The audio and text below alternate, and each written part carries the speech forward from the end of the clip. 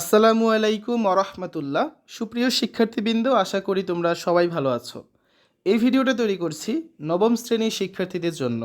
2024 সালের নবম শ্রেণীর জীবন ও জীবিকা বইয়ের দ্বিতীয় অধ্যায়ের 31 পৃষ্ঠার দলগত কাজ এবং ছক 2.1-এর সমাধান নিয়ে আজকে আমরা আলোচনা করব। তোমাদের জীবন ও জীবিকা বইয়ের দ্বিতীয় অধ্যায়ের উদ্যোক্তা হিসেবে যাত্রার প্রথম পর্ব এটি।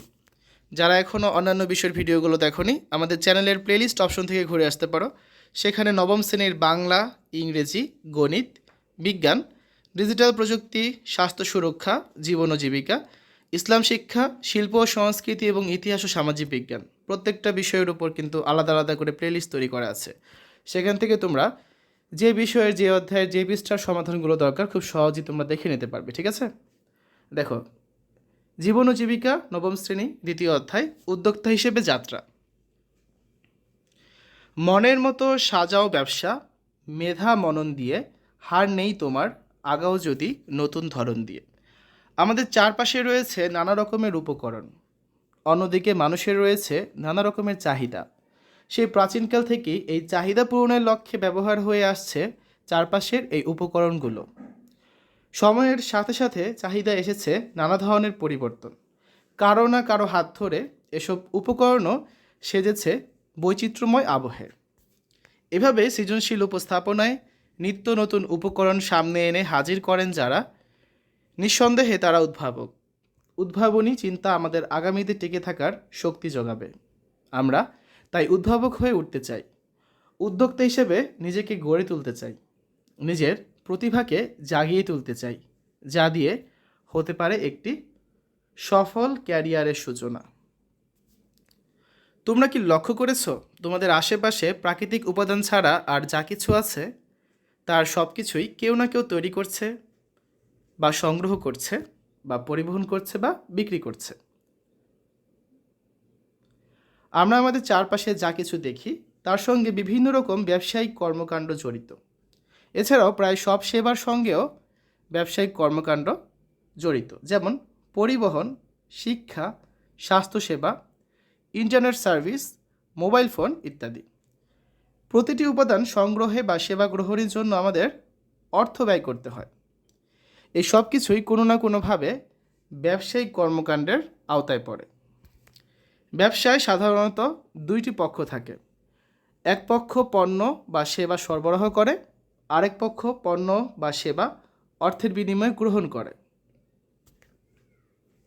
চলো আমরা সহপাঠীদের সঙ্গে আলোচনা করে আমাদের শিক্ষা প্রতিষ্ঠানে ব্যবসায়ের জন্য কিছু আইডিয়া তৈরি করি। আইডিয়াটি এমন হতে হবে যাতে আগামীতে আমাদের প্রতিষ্ঠানে যে অনুষ্ঠান হবে সেখানে এই ব্যবসায়িক প্রকল্পটি আমরা পরিচালনা করে অভিজ্ঞতা অর্জন করতে পারি।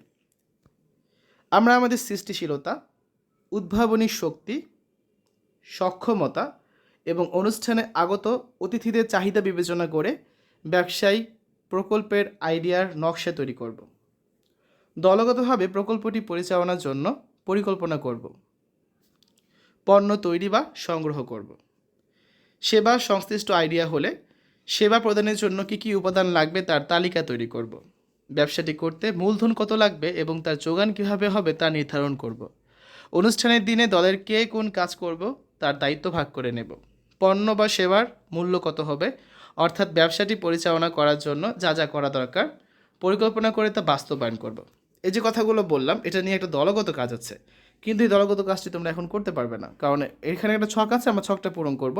এই দলগত কাজটি করতে হলে তোমাদের বইয়ের আরও বেশ কিছু পৃষ্ঠা পড়ে নিতে হবে। তো আমরা এই সবগুলো পৃষ্ঠা যখন পড়ানো হয়ে যাবে তারপর হচ্ছে আমি দলগত কাজটা খুব সুন্দর করে এখানে তোমাদের ডিটেলসে এই প্রত্যেকটা প্রশ্নের উত্তর সহকারে তোমাদের জন্য আমি তৈরি করে দিব। ঠিক আছে, তো এখানে জাস্ট ধারণা দিই তোমাদের কি বলা আছে দলগত কাজে, যে তোমাদের শিক্ষা প্রতিষ্ঠানে আয়োজিত কোনো একটি অনুষ্ঠানের দিনে দলগতভাবে নিজেদের আইডিয়া অনুযায়ী ব্যবসা পরিচালনা করার পূর্ণাঙ্গ একটি পরিকল্পনা তৈরি করো এবং তা বাস্তবায়ন করো। তো এখন মনে করো আমাদের প্রথমে কী ছিল, যে আমাদের হচ্ছে নিজেদের সৃষ্টিশীলতা, উদ্ভাবনী শক্তি, সক্ষমতা এবং অনুষ্ঠানে আগত যারা অতিথি তাদের চাহিদা বিবেচনা করে আমাদের হচ্ছে প্রকল্পের আইডিয়াটা নিতে হবে। সেক্ষেত্রে আমরা চিন্তা করব যে আমাদের কোন ধরনের পণ্য ব্যবসায় বিক্রি করলে আমাদের লাভ হবে বা কোন ধরনের পণ্য হচ্ছে টার্গেট করব আমরা বিক্রি করার জন্য। তারপর দেখব আমাদের পরিকল্পনা কি থাকবে।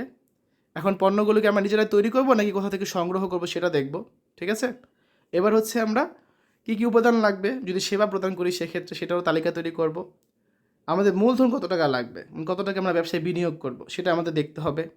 এই যোগান কীভাবে হবে, মানে মূলধনের টাকাটা আমরা কোথা থেকে পাবো, কেউ আমাদের দিবে, কেউ স্পন্সর করবে, নাকি আমরা নিজেরা সবাই কিছু কিছু টাকা মিলিয়ে আমরা ব্যবসাটা করব, সেটাও দেখতে হবে। অনুষ্ঠানের দিনে কে কোন কাজ করবে, কেউ ব্যবসা সামলাবে, কে হচ্ছে এখানে অনুষ্ঠানে ব্যবসাকে আকর্ষণীয় করে তুলতে কিছু লিফলেট বিতরণ করবে, তো অনেক কিছুই কিন্তু করা যায়। দায়িত্ব ভাগ করে দেব। পণ্য বা সেবার মূল্য কত হবে, তুমি যে পণ্যটা বিক্রি করবে বা যে সেবাটা দিবে সেটার জন্য তুমি কতটুকু মূল্য নির্ধারণ করবে সেটা লিখতে হবে।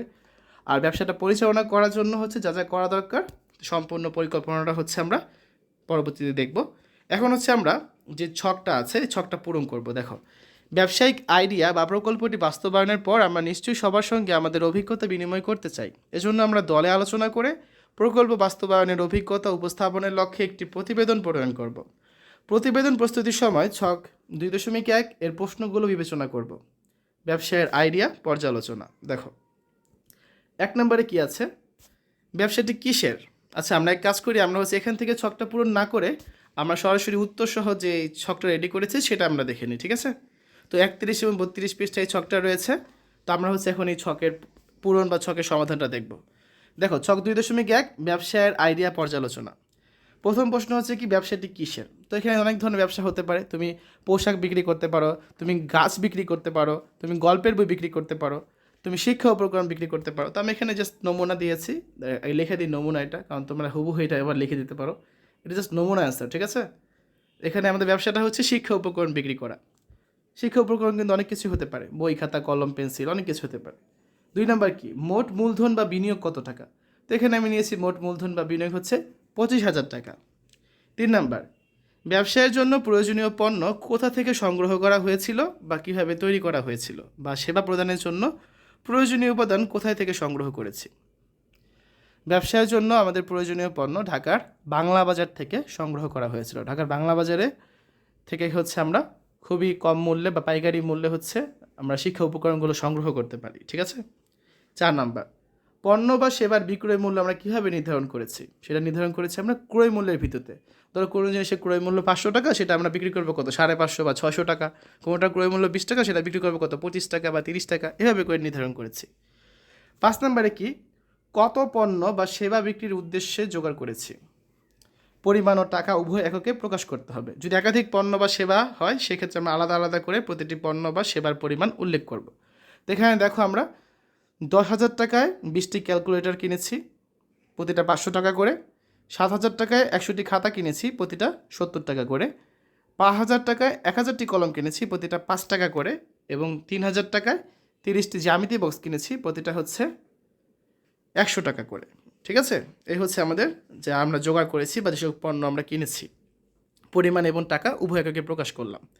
6 নম্বরে কী আছিল, বিক্রির পর কত পণ্য বা সেবা অবিকৃত অবস্থায় রয়েছে, পরিমাণ ও টাকা উভয় এককে প্রকাশ করতে হবে।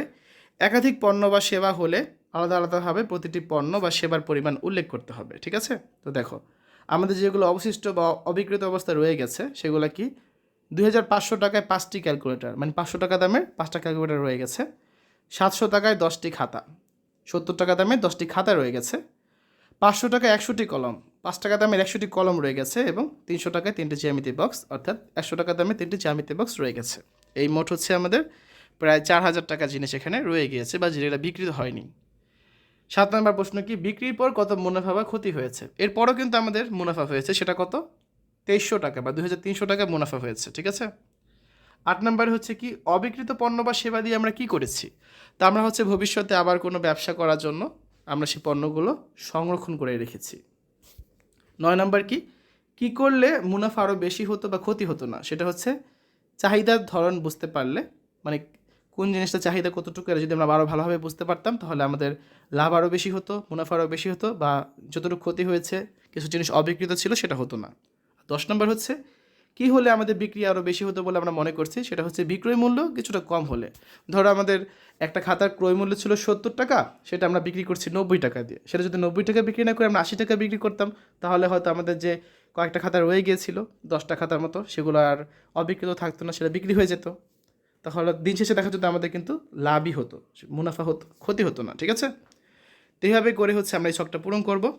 তো এর পরবর্তী ক্লাসে আমরা এই ছক নিয়ে আলোচনা করব। এখানে কি আছে, ব্যবসায়ের আইডিয়া বাস্তবায়নে বিশেষ কোনো অভিজ্ঞতা বা অনুভূতি যা আমরা সবার সঙ্গে বিনিময় করতে চাই, এই ছকটা আমরা পরবর্তী ক্লাসে আলোচনা করব, যেটা রয়েছে তোমাদের বইয়ের 32 পৃষ্ঠায়।